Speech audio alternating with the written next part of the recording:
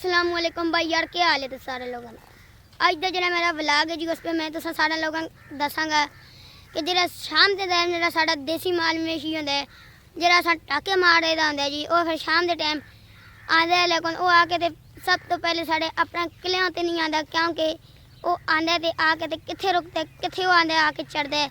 अस उन्हें आसे कितनी जगह छोड़े दी होंदी है जी। अज का मेरा व्लॉग इस उत्ते तो संग में दसांगा।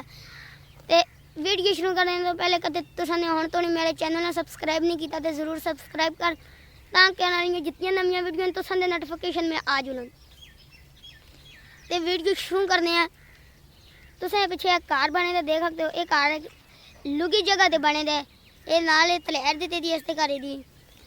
एक जेड़ा रस्ते मैं इस रस्ते में खलते दा, ये जो साढ़ा मेन रस्ता है जी पट्टी का, असें पट्टी पिछों बनाया क्या होंगे जी। साड़ी गड्डी इस रस्ते पिछों आती है इस वजह तो ये तुम देख सकते हो, ये कितना सोहना रास्ता बने दे। तुम इस रस्ते के साइडा ते कपड़ा देख सकते हो, पिछे तुम बूटी लगी थी देख सकते हो। और तुम इतने का जो मैदान देखो, इतने देखो जंगल कितना बना है, तुम सारा सही आंदा है। ये देखो फिर जो साढ़े छोटे छोटे भैन भरा नहीं सॉरी जो साढ़े छोटे छोटे भरा होंगे ने जी, वो फिर शाम के टाइम इतने आके साड़ियाँ गाइयों को खा रहे ने। तो मैं आखिया क्यों ना अज वेले आके ना तो वीडियो बना के ना देखो। ये हम इस रोड उत्ते खलते थे, जो मेरा बड़ा भरा है जी उत्ते गाड़े को खलते तो असी घरे को खलते तो असी, क्योंकि गाइयाँ उत्ते घरें आना जुलन इस वजह तो नमाशा तो नहीं इतने खलते रहने ने। फिर देखो हम इतने बैठा हुआ गाइयाँ पड़कते इतों तले देखो किसी की गां नहीं, ये देख सकते हो तुम।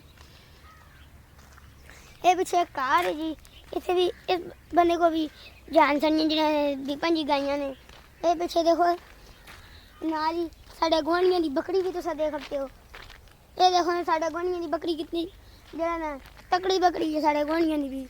और पिछे तुम देखो ये ढेर भी तुम पासे ही आंदा है। साढ़े चाचे दियां जड़ियां गाइयां ने फार्मिंग, इन्हें फार्मिंग गाइयां का ढेर है। तुम देखो कितना बड़ा ढेर है, कितनी बड़ी जगह पर फैले दा है।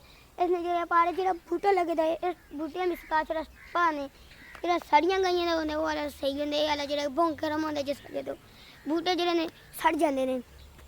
तो ढेर में कोई नहीं लेंदा कि जो साढ़े गाइयों का होंगे ढेर, वो लोग साढ़े ग्रां एक मारो दे वो ले लेंगे। उसका नाम जरूर बाबू है जी, वो इस वास्ते लेंगे क्या उसका बाग है चंगा बड़ा। टाइम मुला तो मैं उस बाग की भी वीडियो दसांगे, उसके बाग में कितना सोहने चीज़ा हैं।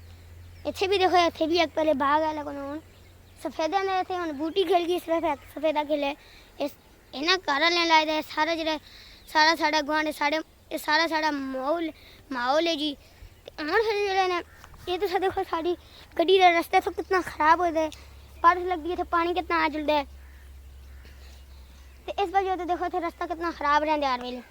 तो जो असा ने एक पट्टी छोड़ी थी, देखो साढ़े अस माल में शीते चढ़ते 2 पट्टियां ने जी। तो और मैं दसना ही कि ये जो साढ़ा माल मेशी अस इतने छोड़े दे, इस वजह तो अस इतने छोड़े दा नहीं। साढ़ा माल मेशी तुम पिछले जो टाका बड़ा सही जाता, साढ़ा माल इस टाके की चोटी तो लैके खुद आते इतने टाके की इतने जो कोल टैंकी भी इतों साढ़ा माल मेशी पानी पी के इतने चरने लग जाते। और जो साढ़े ग्राइयों का माल मेशी जी वो वाले इधर तले लोगों ने फसलों में बड़ा रहते, जिस वजह तो लोग उन्हें गलियाँ कटते हैं। वो पिछले तुम देख सको, तुम देखो कि उन्होंने जो उन्हें ग्राइयां का माल मेशी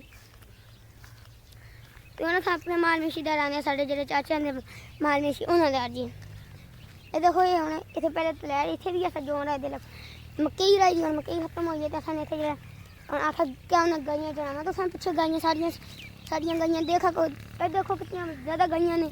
तो बेच भी समय नाल बकरियाँ भी चला रहे हैं। पीछे तो बंगला भी बने देख सकते हो। साढ़े ग्राम में सब तो अच्छा तो बंगले उस पर और भूत बंगला है जो उस पर जो झन रहे ने। ये पीछे तो गाइयाँ देखो ना, गाइयाँ जी देसी गाइयाँ ने इन्होंने भी की गाय ने 3-5 किलो जो दुध है जी। तो संग मैं कोल जगह दसना साढ़े चाची की जड़ियाँ फार्मिंग गई उन्होंने पा रही क्या हाल हो गई है। वो पा देखो पार तो की पिधरी थे जैसा जो पा खराब हो गई है। देखो साढ़े चाचा ने कितनी मेहनत की इस पट्टी से, इन्हें इतने पैप लाए दे, क्योंकि इतने जो फसल सोना हो तो जो हर बार माशाल्लाह इस पट्टी पे उतली पट्टी पे जो फसल सोना होता क्यों मेहनत ज़्यादा होती है। तो मेरा बड़े भराऊ है तो संग में दस तो मैं अपना बड़ा भरा दस छोड़ना जी। वो देखो ये पार खलता होया है, ये होना है अपनी गाइयां को जड़े ये खलता है अपनी गाइयां डकने। तो मैंने अपना कपड़ा भी दसा जरा वो भी थे गाइयां को खलते था। ये भी देखो ये हम खलते थे गाइयां पटकते हैं। देखो इसने गाइयां रखी दी ने। इसको कोई सवाल पूछ करने हैं। अस्सलाम वालेकुम भाई, और क्या हाल है तेरा? वालेकुम सलाम के ठीक ठाक हूँ मैं। जी तो संजी गाइयां ने ना टाइम दे कितना होंदा जी? 20 किलो होंदा टाइम दा। ये भी आखते ने जी साडा जेड़ा दुध है जी टाइम दा 20 किलो होंदा है। तो संजी को टोटल गाइयां कितनी ने जी? 40 गाइयां ने। ये देखो को कहते हैं साड़ियां को टोटल 40 गाइयां बड़ियां ने नाल बच्चे भी बड़ियां 40 ने।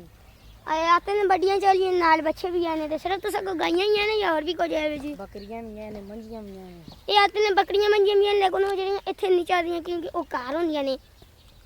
ये गल ठीक है जी?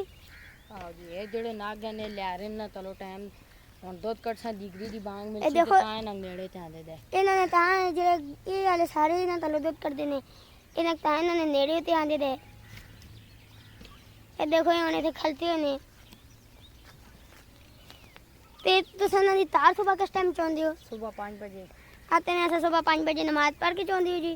जी ते फिर तुस इन्हां शामी तार किस टाइम कड्डदे हो जी? शामी 6 बजे। आते ने ऐसा शामी अपनी गाइयां दी तार 6 बजे कड्डने आ। तुसे पिछे देखो पट्टी इन्हां ने कितनी बड़ी छोड़ी दी है। ये साढ़े चाचे दी पट्टी है जेड़े इस दे पे हुण गाइयां चरा रहे ने।